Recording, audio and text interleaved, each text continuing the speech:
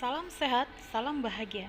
Saya Heria Susalawati, SPD, CGP Angkatan 1, SMP Muhammadiyah 7 Palembang akan menyampaikan aksi nyata modul 2.1 pembelajaran berdiferensiasi dan modul 2.2 pembelajaran sosial emosional.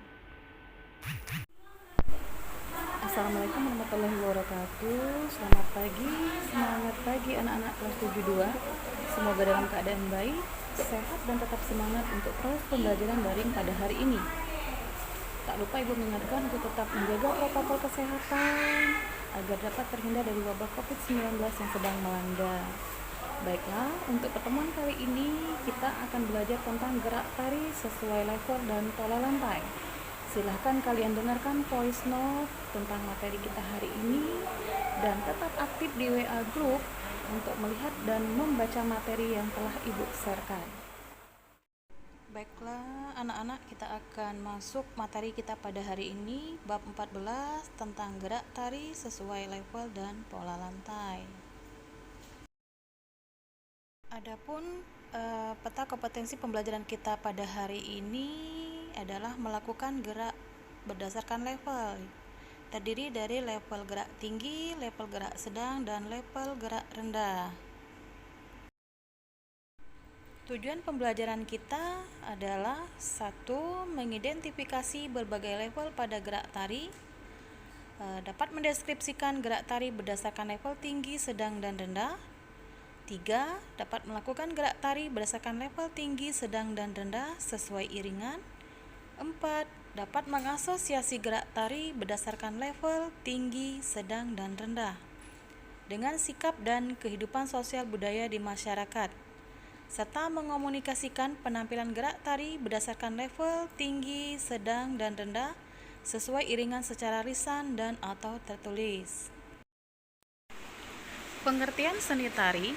Seni tari adalah seni yang mengekspresikan nilai batin melalui gerak yang indah dari tubuh, fisik, dan mimik. Seni tari secara umum memiliki aspek-aspek gerak, ritmis, atau keindahan dan ekspresi. Selain itu, seni tari memiliki unsur-unsur ruang, tenaga, dan waktu. Pengertian level pada tari. Level dalam seni tari diartikan sebagai tingkatan. Jadi level gerak adalah tingkatan gerak seorang penari. Posisi gerak tari terkadang berdiri, terkadang jongkok, bahkan posisi duduk level dalam gerak tari dibagi menjadi 3, yaitu level tinggi, level sedang, dan level rendah. Level gerak pada tari terdiri dari 3, yaitu level tinggi, level sedang, dan level rendah. Level tinggi dapat menggunakan media atau alat bantu seperti susunan panggung kecil atau trap atau alat bantu tali yang berfungsi untuk memberikan kesan melayang pada gerak tari yang ditampilkan. Level tinggi biasanya digunakan untuk memfokuskan terhadap peran atau gerak seseorang sehingga dapat dilihat dari segala arah. Pada tari kecak dari Bali misalnya, penari yang berperan sebagai Sinta dan Rahwana berdiri di antara penari yang duduk membentuk lingkaran, sehingga kedua tokoh tersebut terlihat jelas oleh penonton. Level sedang. Gerak dengan level sedang hampir dimiliki oleh semua tari tradisional di Indonesia. Level sedang ditunjukkan pada posisi penari berdiri secara lurus di atas pentas, menunjukkan posisi penari berdiri dengan menggunakan tongkat dan kaki diangkat. Gerak yang dilakukan memiliki kesan maskulinitas karena gerak seperti ini sering dilakukan oleh penari pria. Properti dengan menggunakan tongkat sering dijumpai pada gerak tari Jawa, Sunda, Kalimantan, dan Papua, serta daerah lainnya. Tongkat dapat berupa tombak atau sejenisnya.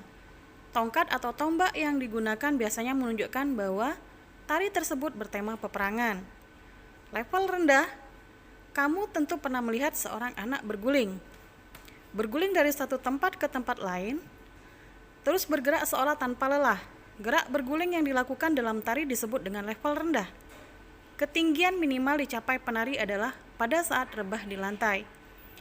Untuk lebih jelasnya, silahkan kalian melihat gambar yang tampak di sebelah kanan teks yang sudah Ibu bagikan.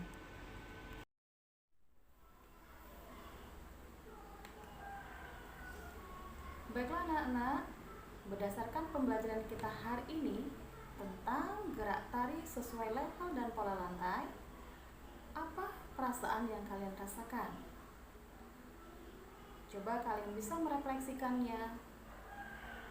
Perasaan dengan gambar emoticon, senang, sedih, malu, marah, takut, atau sakit.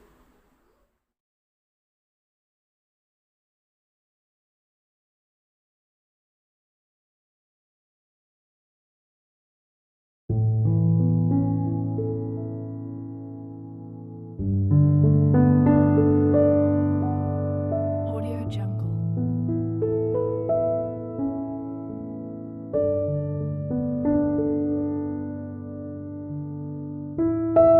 Audio Jungle.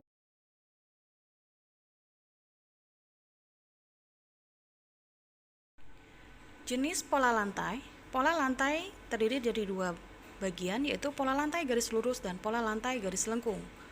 Pola lantai garis lurus sering dijumpai pada pertunjukan tari tradisi di Indonesia. Tari saman dari Aceh menggunakan pola lantai garis lurus secara horizontal yang menunjukkan hubungan antar manusia.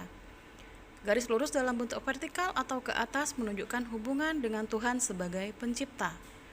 Pada tari saman, iringan menggunakan pujian terhadap Sang Pencipta bernapaskan keagamaan. Pola lantai garis lurus juga dijumpai pada tari bedaya di Keraton Jawa. Garis-garis lurus yang dibuat oleh penari menyimbolkan tidak hanya hubungan antar manusia, tetapi juga dengan Sang Pencipta. Pola lantai garis lurus juga dijumpai pada tari baris gede di Bali. Garis-garis lurus dapat juga dimaknai memiliki sikap jujur. Pola lantai garis lengkung. Pola lantai tari selain garis lurus dapat juga berbentuk garis lengkung. Tari kecak merupakan salah satu contoh pola lantai garis lengkung yang membentuk lingkaran. Pola lantai garis lengkung dapat juga dijumpai pada tari randai dari Minangkabau. Penari berjalan mengelilingi pentas membentuk lingkaran. Pola lantai garis lengkung dapat juga dijumpai pada tari badang dari Toraja, Sulawesi Selatan. Di daerah Flores dapat dijumpai tari dengan menggunakan garis lengkung, yaitu tari gawi. Tari rejang dewa dari Bali juga banyak menggunakan pola lantai garis lengkung. Tari perang dari daerah Papua juga banyak menggunakan pola lantai garis lengkung. Pola lantai dengan menggunakan garis lurus dan garis lengkung biasanya tarian yang berhubungan dengan hal magis atau keagamaan. Hal ini dapat dilihat pada contoh tari saman, tari bedaya, dan tari rejang dewa. Pola lantai pada tari kerakyatan biasanya menggunakan campuran kedua pola lantai tersebut. Tari tayub dari Jawa, tari gandrung dari Sasa, tari joget bumbung dari Bali, tari garing lamen dari Flores, dan hampir semua tarian perang dari Papua menggunakan pola lantai, garis lurus, dan garis lengkung. Tarian joget Melayu atau zapin yang melibatkan penonton dapat menari bersama banyak menggunakan pola lantai garis lurus dan garis lengkung. Tarian rakyat di Rusia juga memiliki kemiripan dengan tarian rakyat di Indonesia. Mereka menari berpasangan pada saat tertentu seperti pada pesta.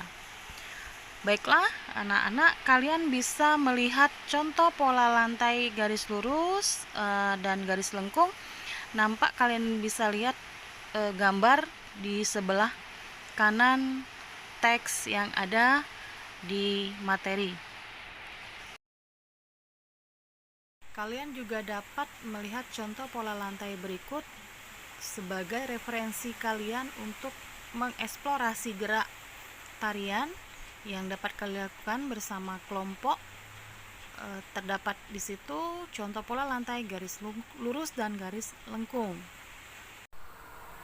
Baiklah anak-anak, selesai materi kita pada hari ini. Berdasarkan apa yang sudah Ibu sampaikan tadi, dapat kita simpulkan bahwasanya gerak tari sesuai level dan pola lantai itu pada tari dapat dibedakan menjadi 3, yaitu level tinggi, level sedang, dan level rendah. Sedangkan level dalam tari dapat diartikan sebagai tingkatan gerak seorang penari. Jenis pola lantai dapat dibedakan menjadi 2, yaitu pola lantai garis lurus dan pola lantai garis lengkung. Baiklah anak-anak, kalian dapat melakukan tugas latihan kalian, uji kompetensi pengetahuan dan uji keterampilan. Nah, untuk PR di rumah, kalian bisa melakukan aktivitas mengeksplorasi gerak Lakukan eksplorasi gerak berdasarkan pola lantai kombinasi garis lurus dan garis lengkung. Gambar gerak merupakan stimulasi bagi kamu dalam melakukan eksplorasi pola lantai tari kombinasi garis lurus dan garis lengkung. Kamu dapat mencari sumber stimulasi pola lantai tari dari berbagai sumber media. Tujuan melakukan eksplorasi pada kegiatan ini agar kamu bisa memiliki kesadaran gerak pribadi terhadap pola lantai, lurus, dan garis lengkung secara bersamaan. Tetap semangat, tetap kuat, tetap menjaga protokol kesehatan. Jangan lupa melakukan ibadah dan aktivitas rutin seperti biasanya. Wassalamualaikum warahmatullahi wabarakatuh.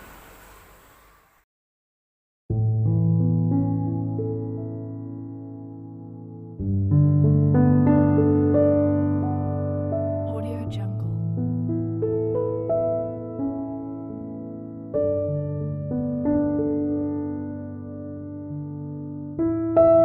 Audio Jungle.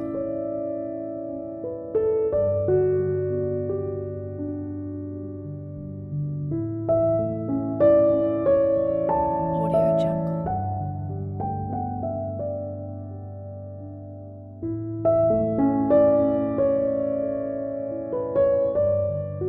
Audio Jungle.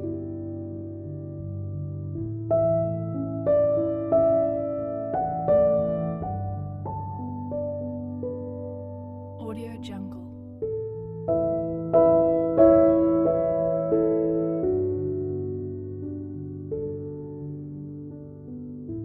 Audio Jungle.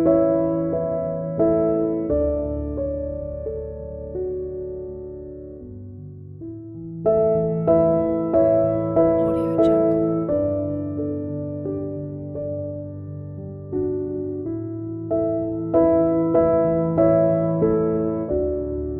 Audio Jungle.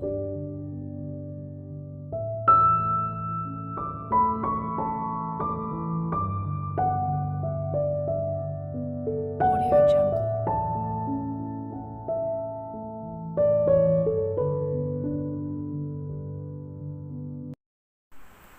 Assalamualaikum warahmatullahi wabarakatuh. Perkenalkan, nama saya Heria Sucelawati. Saya CGP Angkatan 1 dari SMP Muhammadiyah 7 Palembang. Saya akan berusaha untuk merefleksikan pembelajaran berdiferensiasi dan pembelajaran sosial dan emosional. Alhamdulillah, dalam proses pembelajaran yang telah saya lakukan di sekolahan saya sudah melakukan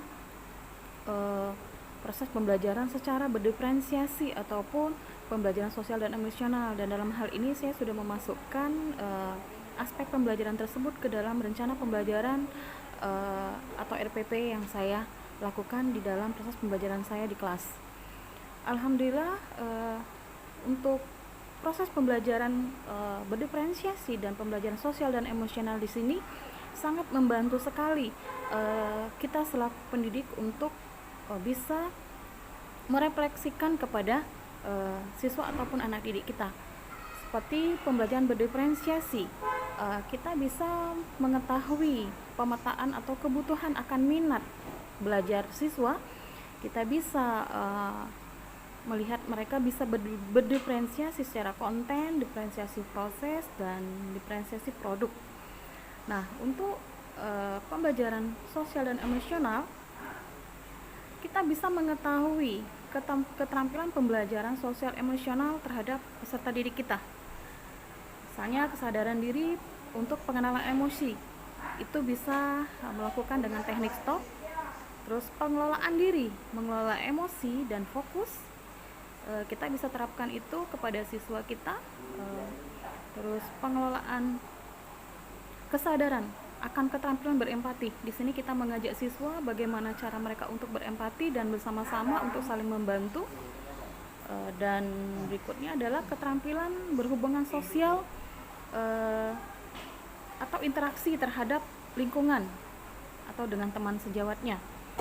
Nah, sedangkan kesadaran diri pengenalan emosi itu bisa kita lakukan dengan teknik stop.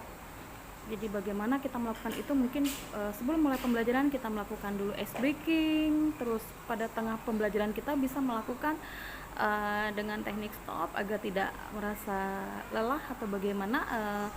Jadi kita bisa melihat refleksi terhadap perkembangan pembelajaran yang dilakukan oleh siswa. Misalkan untuk pembelajaran sosial emosional, karena aplikasi yang saya gunakan adalah pembelajaran melalui WA. Jadi saya di sini bisa merefleksikan bagaimana kesadaran atau kemampuan siswa dalam merespon pembelajaran yang saya lakukan itu dengan memberikan gambar emoticon. Bisa jadi itu perasaan senang, perasaan sedih, perasaan tidak suka, perasaan jengkel, perasaan takut, perasaan marah, atau perasaan sedang sakit. Jadi itu yang saya lakukan. Dan saya bersyukur untuk proses pembelajaran berdiferensiasi dan pembelajaran yang berdasarkan sosial emosional atau KSE ini sangat membantu dan bisa diimplementasikan ke dalam proses pembelajaran. Tetapi saya merasa bahwa untuk proses pembelajaran ini belum maksimal saya lakukan, karena saya melakukan pembelajaran saat ini belum tatap muka, masih menggunakan pembelajaran secara daring. Dan untuk saat ini juga aplikasi yang saya gunakan hanya melalui WA saja, WA group, tidak menggunakan aplikasi yang lain, karena berdasarkan sosialisasi yang kami lakukan dari stakeholder dan juga rekan-rekan sesama sejawat, kita mengambil kesimpulan karena rata-rata peserta didik yang kami ajarkan itu anaknya rata-rata dari keluarga yang menengah ke bawah. Artinya mereka memang tidak mempunyai kecukupan untuk melakukan proses daring dengan kelengkapan fasilitas yang sebenarnya. Jadi terkadang kami berusaha untuk menuntaskan pembelajaran dengan cara menjemput bola atau mengantarkan tugas atau soal ataupun materi yang diberikan kepada guru kepada siswa yang bersangkutan ke rumah peserta didik, atau dengan cara menelpon orang tua untuk mengambil ke sekolah berkas ataupun pembelajaran ataupun tugas yang diberikan oleh guru mapel masing-masing. Nah, saya berterima kasih untuk program Guru Penggerak di sini. Banyak ilmu yang sudah saya dapatkan, dan untuk pengimplementasikannya mungkin bisa terlaksana ketika proses pembelajaran sudah dilakukan secara tatap muka. Itulah refleksi yang telah saya lakukan. Semoga bermanfaat, bisa membantu, dan saya juga bisa untuk lebih berkreativitas dalam melakukan proses pembelajaran terhadap anak didik saya. Salam bahagia, salam guru penggerak, guru hebat, guru yang berkarya. Wassalamualaikum warahmatullahi wabarakatuh.